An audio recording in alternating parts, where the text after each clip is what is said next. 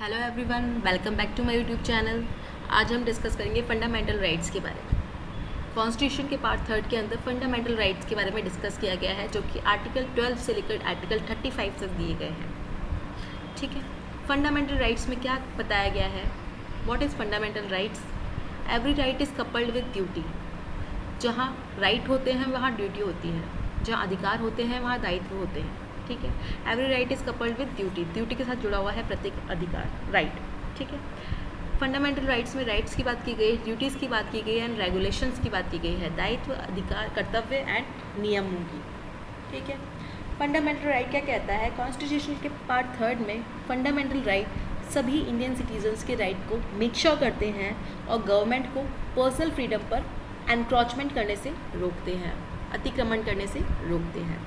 और साथ ही fundamental right का जो मोटिव होता है वो जो पर्सनल फ्रीडम है उसको सोसाइटी के सभी मेंबर्स की डेमोक्रेटिक जो थ्योरी होती है, जो डेमोक्रेटिक थ्योरी पे बेस्ड है, उसकी सेफ्टी करना होता है।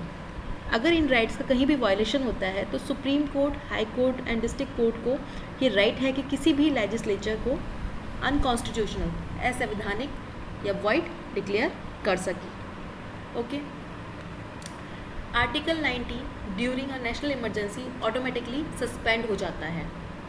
ठीक है, और भी अगर प्रेसिडेंट इसके अलावा भी कोई आर्टिकल सस्पेंड करना चाहे तो वो कर सकता है, but during national emergency article 20 and 21 can not be suspended. 20 and 21 कभी सस्पेंड नहीं किए जाएंगे। सो ओरिजिनली 7 फंडामेंटल राइट्स हमें कॉन्स्टिट्यूशन से मिले हैं। First, right to equality. Second, right to freedom. Third is right to against exploitation. Fourth is right to freedom of religion. Fifth, cultural and educational rights. Sixth, right to property. And seventh is right to constitutional remedies. ये 7 fundamental rights हमारे constitution में हैं। So next है हमारा article 12। Article 12 itself में fundamental right नहीं है technically, but ये जो टर्म है द स्टेट, इसे ये डिफाइन करता है।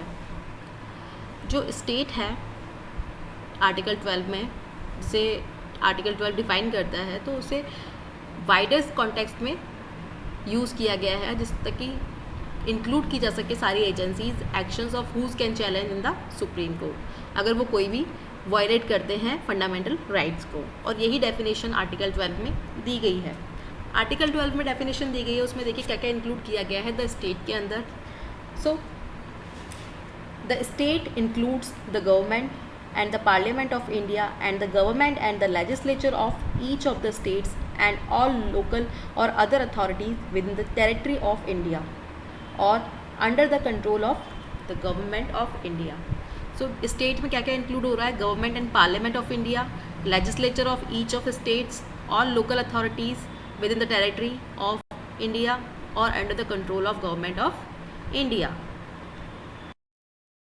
सो स्टेट की जो डेफिनेशन है आर्टिकल 12 में जो दी गई है, उसमें जो कीवर्ड्स निकल के आए हैं, जो कीवर्ड्स यूज़ किए गए हैं, वो है government, union government and state government, parliament and state legislature, local authorities, other authorities and territory of India. Parliament क्या होता है? Parliament, the parliament comprises of the president of India. Parliament का head president of India होता है। इसके 2 parts होते हैं, lower house, उसके 2 हाउसेस होते हैं, lower house and upper house. Lower house जो होता है वो कहलाता है लोकसभा एंड जो अपर हाउस होता है वो होता है Rajya Sabha. Okay, next is legislature. Legislature, the legislature is that organ of government which enact the laws of government, जो लॉज को एनेक्ट करता है गवर्नमेंट के। Okay, and the third one is local authorities. Local authorities क्या होती है? Local authorities have separate legal existence. इनका separate legal existence होता है, जैसा कि एक कॉरपोरेट बॉडी का होता है, not to be mere government agency, लेकिन लीगली इंडिपेंडेंट एंटिटी होती है और एक डिफाइंड एरिया में ये अपने फंक्शंस करते हैं।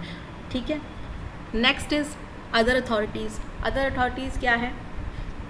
Other authorities would include all authorities created by the constitution or statute on whom powers are conferred by law. Other authorities में वो include authorities होती हैं जो कि constitution और statute के द्वारा बनाई गई, create की गई हैं और जिन्हें powers दी गई है, दिया हुआ है लॉ के अंदर, ठीक है।